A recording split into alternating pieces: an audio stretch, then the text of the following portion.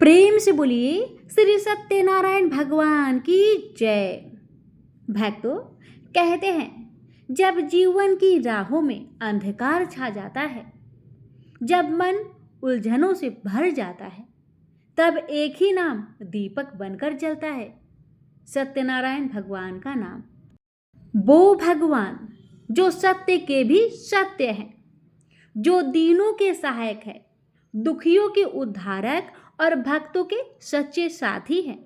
उनकी कथा केवल सुनने की नहीं होती, बल्कि महसूस करने की होती है, क्योंकि यह कथा जीवन को दिशा देती है और हर हृदय में विश्वास का दीप जलती है।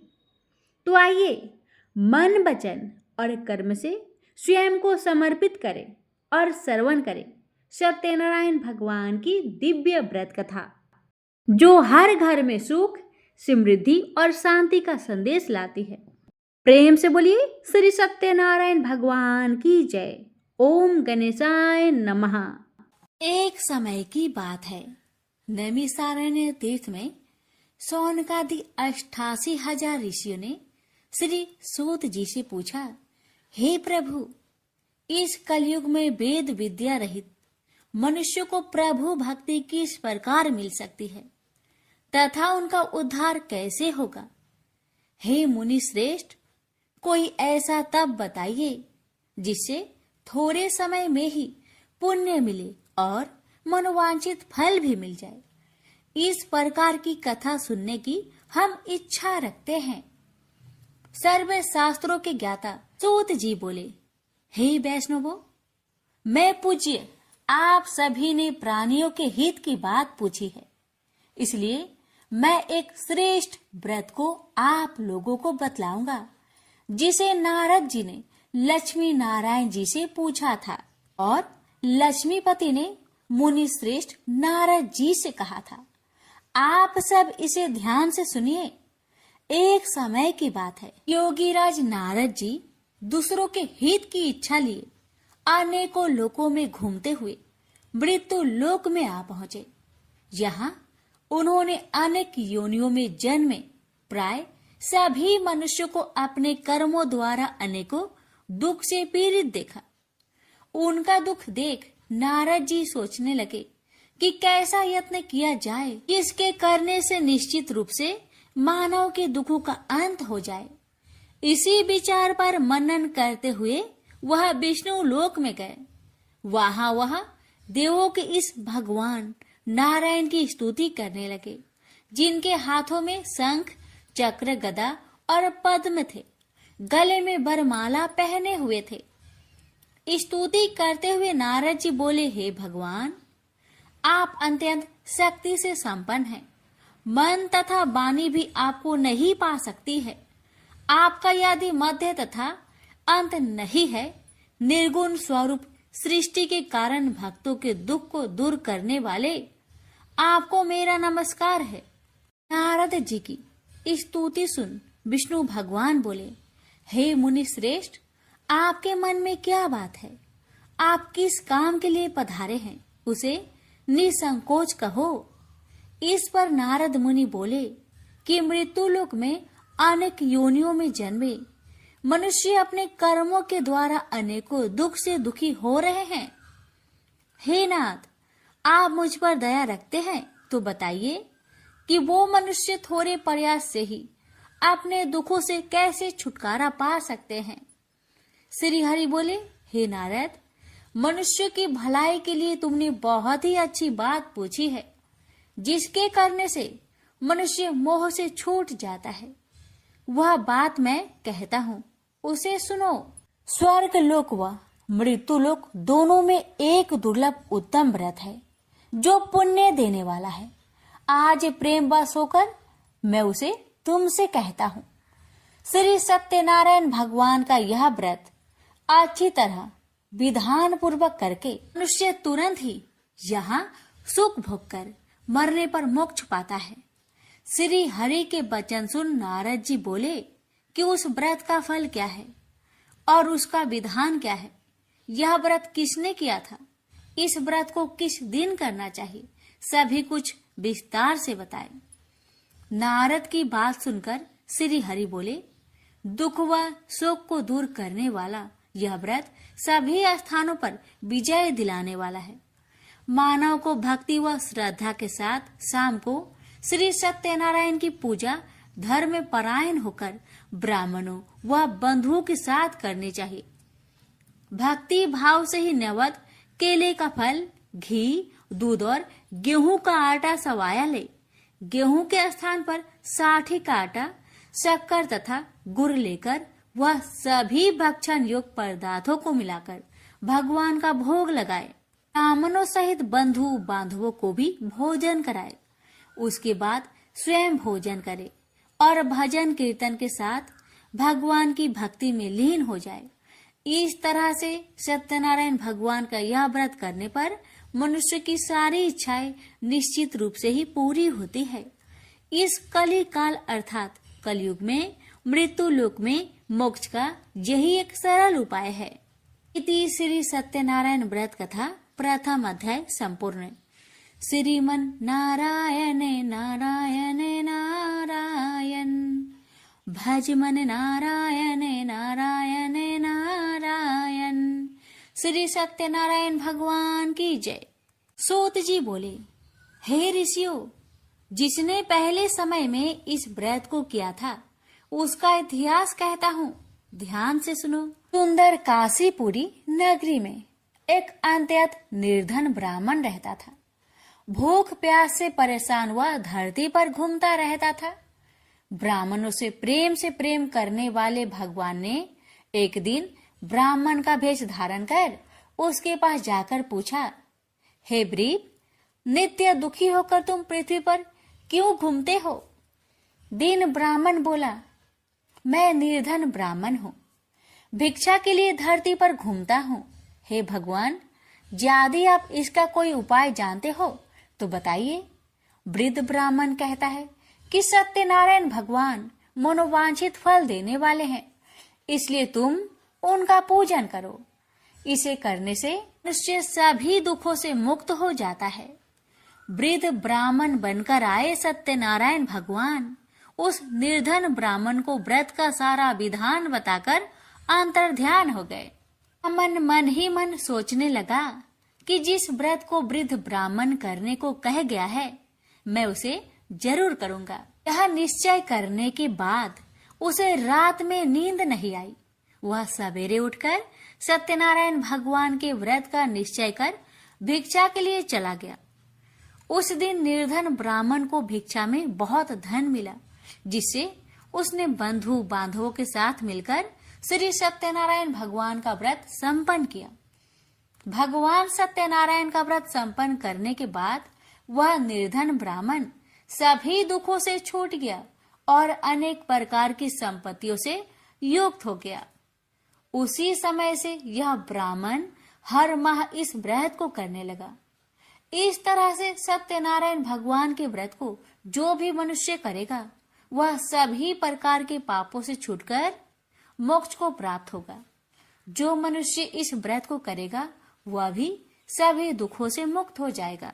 सूत जी बोले कि इस तरह से नारद जी से नारायण जी का कहा हुआ श्री सत्यनारायण व्रत को मैंने तुमसे कहा। हे ब्रीपो, मैं अब और क्या कहूँ? ऋषि बोले, हे मुनिवर, संसार में उस ब्रीप से सुनकर और किस किस ने इस व्रत को किया, हम सब इस बात को सुनना चाहते हैं। इसके लिए हमारे मन में श्रद्धा का भाव है। सूत जी बोले, हे मुनियों, जिसने इस व्रत को किया है वह सब सुनो। एक समय वही ब्रीप धन व ऐश्वर्य के अनुसार अपने बंधु बांधवों के साथ इस व्रत को करने को तैयार हुआ। उसी समय एक लकड़ी बेचने वाला बूढ़ा आदमी आया और लकड़ियां बाहर रखकर अंदर ब्राह्मण के घर में गया। प्यास से दुखी वह लकड़हारा उनको व्रत करते देख ब्रीप को नमस्कार कर पूछने लगा कि आप यह क्या कर रहे हैं तथा इसे करने से क्या फल मिलेगा, कृपया मुझे भी बताइए। ब्राह्मण ने कहा कि सब मनोकामनाओं को पूरा करने वाला यह सत्यनारायण भगवान का व्रत है। इनकी कृपा से ही मेरे घर में धान्य आदि की वृद्धि हुई है। ब्रीफ से सत्यनारायण व्रत के कथा के बारे में जानकर लकड़हारा बहुत प्रसन्न हुआ। चरणामृत लेकर वह प्रसाद खाने के बाद वह अपने घर गया। लकड़हारे ने अपने मन में संकल्प किया कि आज लकड़ी बेचने से जो धन मिलेगा उसी से श्री सत्यनारायण भगवान का उत्तम व्रत करूंगा। मन में इस विचार को ले बूढ़ा आदमी सिर पर लकड़ियां रख उस नगर में बेचने गया जहां धनी लोग ज्यादा रहते थे। उस नगर में उसे अपनी लकड़ियों का दाम पहले से 4 गुना अधिक मिलता है। बूढ़ा प्रसन्नता के साथ दाम लेकर केले, शक्कर, घी, दूध, दही और गेहूं का आटा ले और सत्यनारायण भगवान की व्रत की अन्य सामग्रियां लेकर अपने घर गया। वहां उसने अपने बंधु बांधवों को बुलाकर विधि विधान से सत्यनारायण भगवान का पूजन और व्रत किया।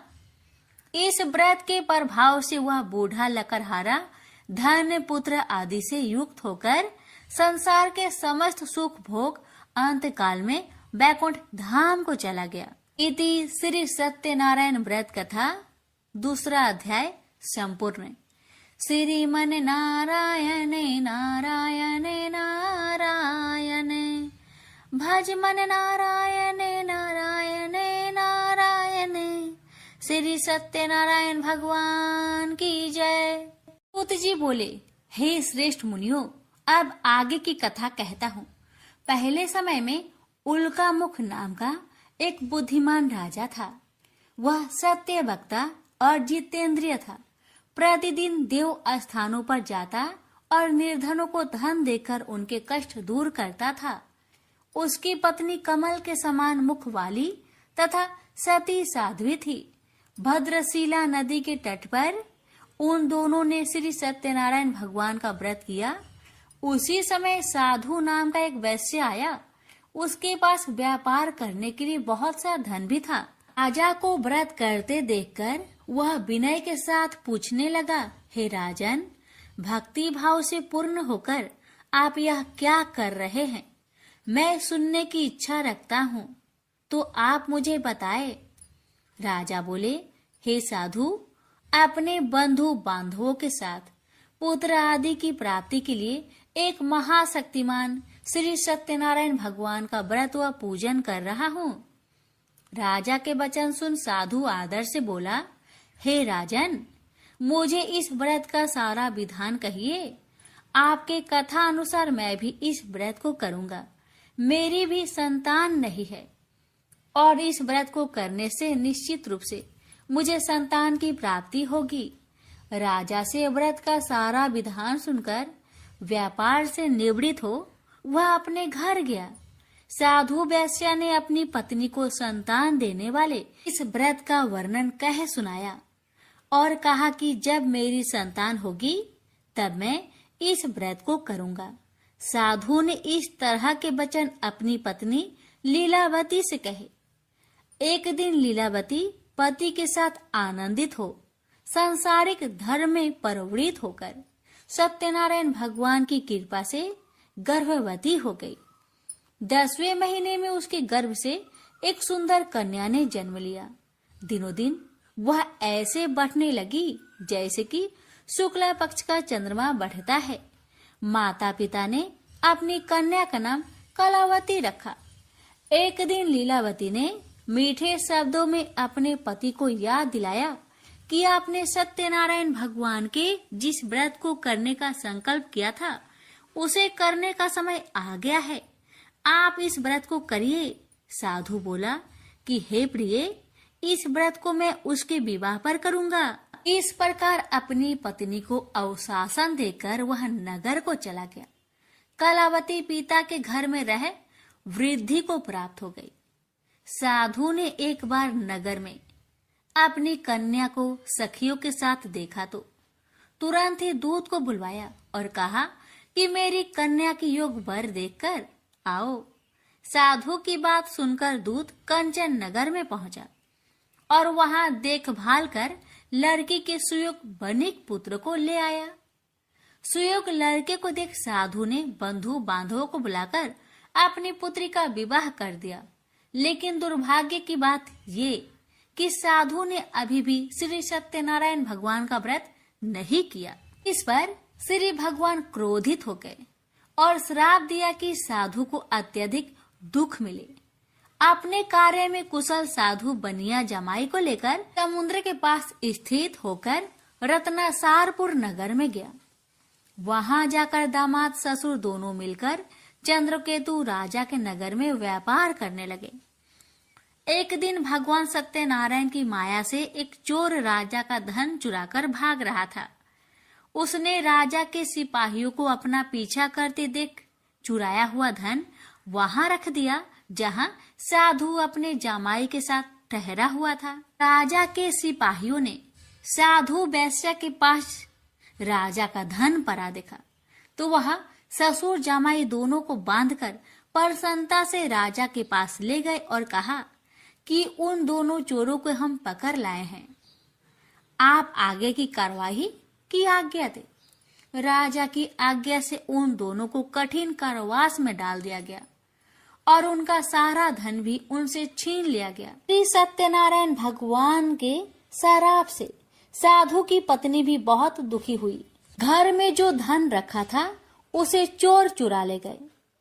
शारीरिक तथा मानसिक पीड़ा व भूख प्यास से अति दुखी हो अन्न की चिंता में कालावती के ब्राह्मण के घर गई।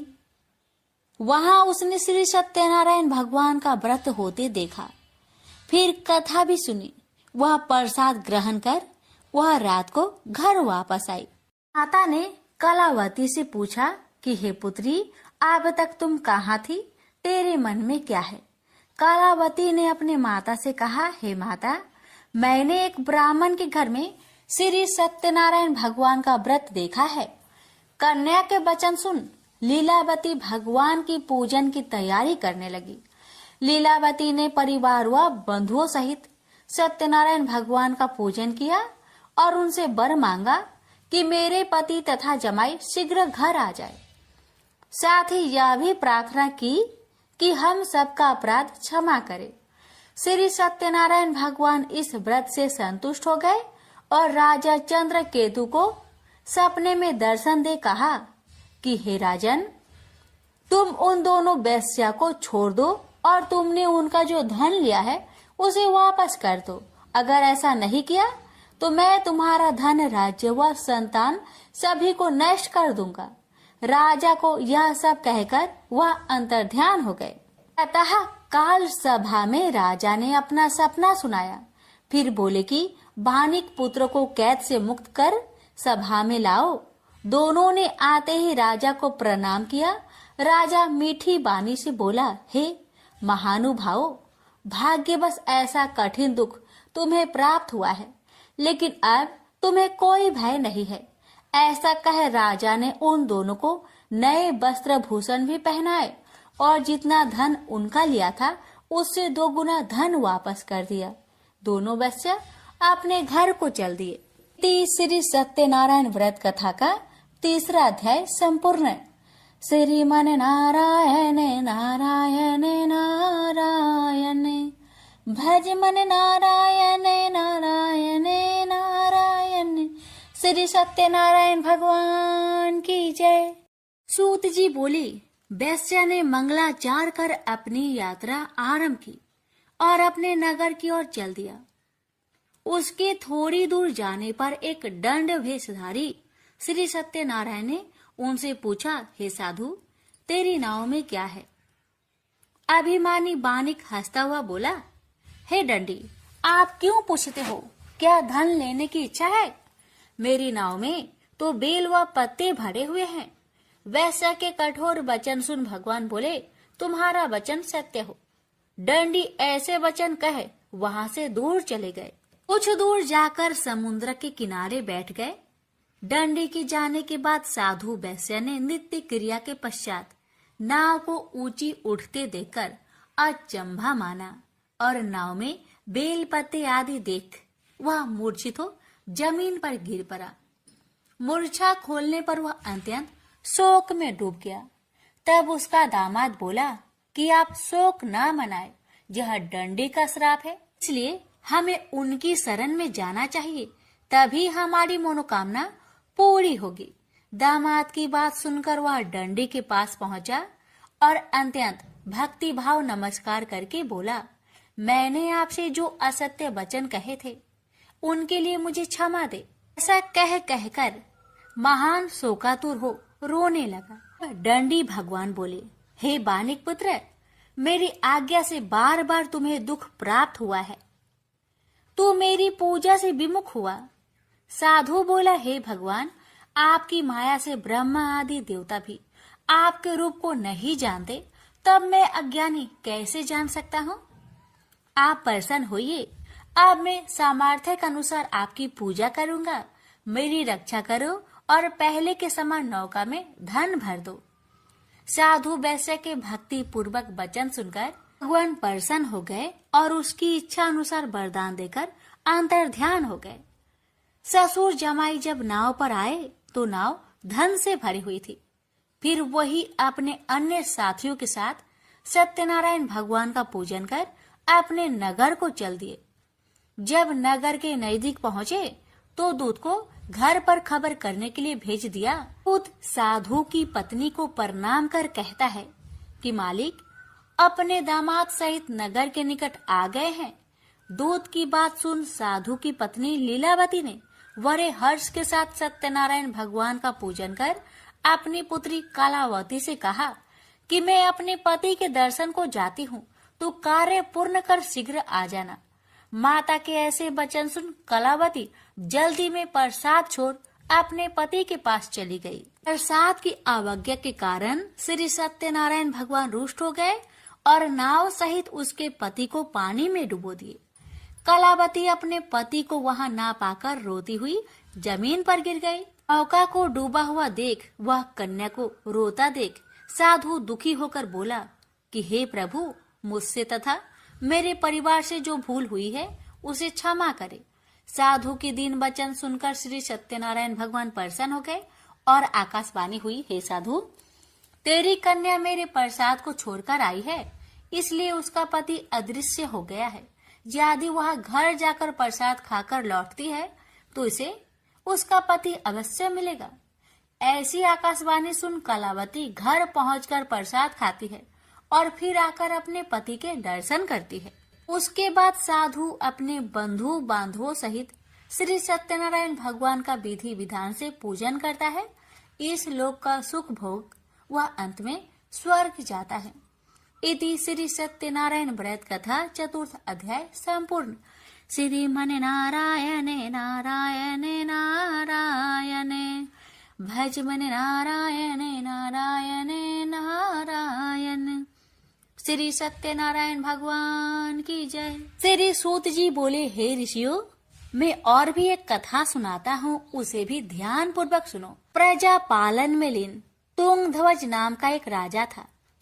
उसने भी भगवान का प्रसाद त्याग कर बहुत ही दुख प्राप्त किया। एक बार वन में जाकर वन्य पशुओं को मारकर वह बर के पेड़ के नीचे आया। वहां उसने ग्वालों को भक्ति भाव से अपने बंधुओं सहित सत्यनारायण भगवान का पूजन करते देखा। अभिमानवश राजा ने उन्हें देखकर भी पूजा स्थान में नहीं गया, न ही उसने भगवान को नमस्कार किया।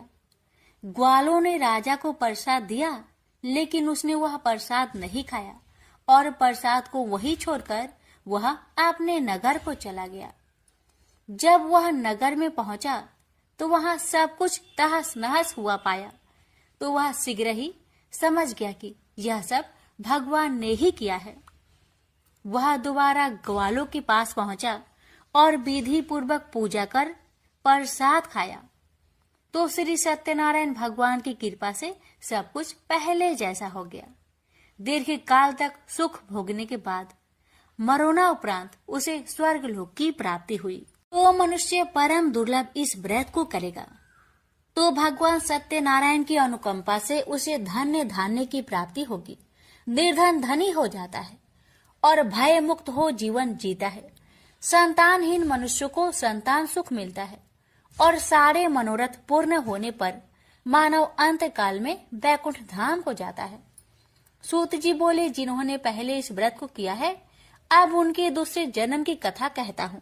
वृद्ध संतानंद ब्राह्मण ने सुदामा का जन्म लेकर मोक्ष की प्राप्ति की। लकरहारे ने अगले जन्म में निषाद बनकर मोक्ष प्राप्त किया। उल्कामुख नाम का राजा दशरथ होकर बैकुंठ को गए। साधु नाम के वैश्य ने मोरध्वज बनकर अपने पुत्र को आरे से चीरकर मोक्ष पाया। महाराज तुंगध्वज ने स्वयंभू होकर भगवान में भक्ति युक्त हो कर्म कर मोक्ष पाया। श्री सत्यनारायण व्रत कथा का 5वां अध्याय संपूर्ण हुआ। श्रीमन नारायण नारायण नारायण भज मन नारायण नारायण नारायण। श्री सत्यनारायण भगवान की जय।